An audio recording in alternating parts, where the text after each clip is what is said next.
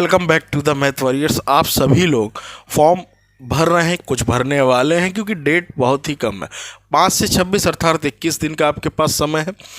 आप अगर देखें 21 क्या 22 दिन बोल दो, 5 से ही पूरा कैलकुलेट हो जाएगा, ठीक है। और एक दिन निकल चुका है।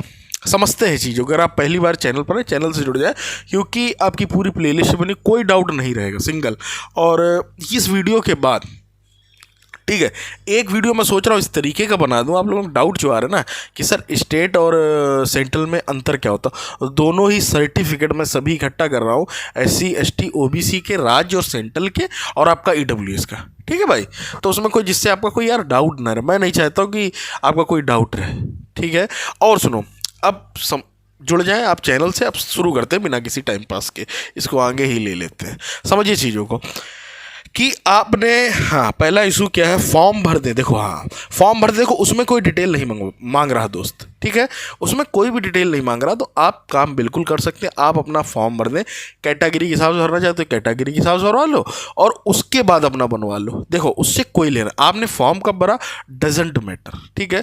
मेन मतलब क्या है, 26/12/2022, उससे पहले का होना चाहिए। पहले का मतलब या तो वही या तो वो, मतलब ये है कि 26 को भी अगर तुम्हारा बन के आ गया, उसमें अगर तुम्हारा डॉक्यूमेंट नहीं से डला हुआ ना कि 26/12 को तहसीलदार की मोहर है, तो बस खत्म बात, दैट इज इनफ, ठीक है।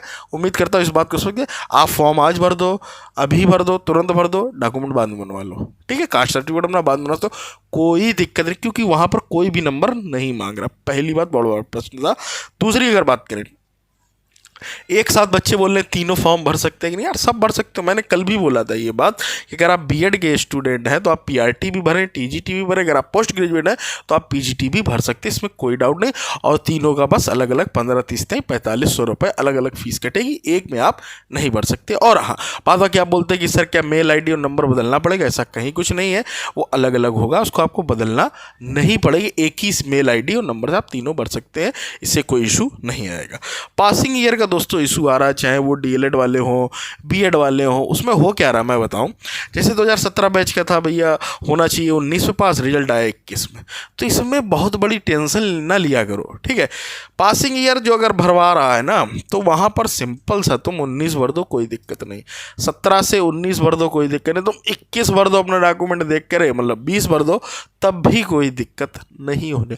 ये सब जो चीज़, देखो एक चीज़ बताएं, जब TV होती, मतलब बता दूँ सच्चाई, उसमें ये जो चीज़ें होती हैं, ठीक है, ये होती है नेग्लिजिबल, इसमें चल जाता है, उन्हें भी पता है कि ये कोई बहुत बड़ा इशू नहीं है, ठीक है। तो वहाँ तुम्हारा कोई 19 डालेगा, कोई 20 डालेगा, मुझे पता है ये बात, सभी एक सही नहीं। उसके चक्कर में फॉर्म दोबारा ना भर देना, ये कोई बहुत बड़ी मिस्टेक नहीं। देखिए, एक माइनर मिस्टेक होती है, एक होती है मेजर मिस्टेक। हमेशा मैं इस बात को बोलता हूँ, फॉर्म भरते समय कुछ चीज़ें एफिडेविट लगाकर DV में बड़ा आसानी से यार काम हो जाता है, लेकिन कुछ चीज़ें होती है यहाँ पर DV एफिडेविट नहीं लग सकता है, उनको मैं हमेशा बता के चलता हूँ। टेंशन ना लिया करो, बिना किसी टेंशन के मस्त रहो मैथ वॉरियर्स के साथ, ठीक है। अगली अगर बात करें, सब्जेक्ट को लेकर आपका इशू आ रहा कि सर उसमें सब्जेक्ट क्या पूरे भरें, उसमें सब्जेक्ट मांग रहा है, मतलब जो आप BEd BTC वगैरह कर रहे हैं, भर रहे हैं वहाँ पर, तो देखो सब्जेक्ट की भी टेंशन ना लो, ये भी निगलिजिबल है। तुम्हारे जितने भर जाए उतने भर दो, ना भर पाए ना भर पाओ। और सबसे अगर अच्छा चाहो तो 4th सेमेस्टर के सारे सब्जेक्ट भर दो, बस कोई दिक्कत नहीं मेरे दोस्त। कोई नहीं चेक करने आ रहा तुम्हारे सब्जेक्ट क्या है, बस एक औपचारिकता समझते हो, वो है बस, ठीक है। तो उसको आराम से आप लास्ट सेमेस्टर वाले चाहे भर दें, जितने भर जाए वहीं छोड़ दें। शॉर्ट फॉर्म में भरना चाहो शॉर्ट फॉर्म में भर दो, ठीक है। और वहाँ जो बात बाकी यूनिवर्सिटी हो जो भरना है वो अपना सही भर दो। सब्जेक्ट हो गया, ये हो गया, फॉर्म भर दें। सीटेट अप्लाइंग ये हो गया। हाँ, सीटेट अपीयरिंग वाले यार बार बार मुझसे कमेंट कर रहे हैं कि सर क्या, देखो यार बेटा, तुम लोग केवल एक काम कर सकते हो, कोई यूट्यूबर साथ दे ना दे, मैं तुम्हें एक रास्ता बता रहा हूँ, केवल आप मेल कर सकते हैं। एक तो आप लोगों की मुझे यूनिटी भी नहीं दिख रही है, यूनिटी दिखे, क्योंकि यूनिटी दिखे तो चीज़ें बढ़े। देखो यूनिटी दिखती है तो अपने आप यूट्यूबर अभी आने लगेंगे, इन्हें भीड़ दिखने लगे। नहीं दिख रही तभी ये लोग भाग रहे हैं। आप यूनिटी दिखाए, ट्विटर कैंपेन किया जा सकता है, बहुत सारी चीज़ें, मैं उसका सहयोग कर दूंगा। लेकिन अभी आप मेल कर सकते हैं। बाद बाकी थोड़ा सा मुश्किल है हो पाना, क्योंकि ये सरकार जो है अगर चाहती तो पहले ही यार इन्हें देना चाहिए था, मेरे हिसाब से देना चाहिए था पीरिंग को मौका, लेकिन नहीं दे रहे हैं।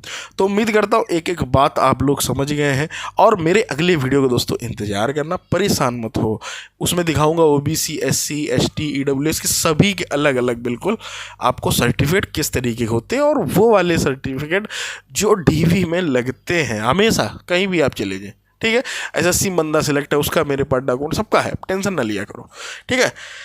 बहुत बड़ी बड़ी बातें आप लोगों को बहुत कम समय में बताने की कोशिश की है, तो जुड़ जाए मैथ वॉरियर के साथ। मिलते हैं अगले वीडियो में। और कुछ डाउट नहीं रह गया है, और क्या डाउट हो सकता है आपका, मैं एक बार सोच लेता हूँ। आपके कमेंट्स मुझे याद करने दीजिए, मैं सभी कमेंट का जवाब नहीं दे सकता हूँ, है ना।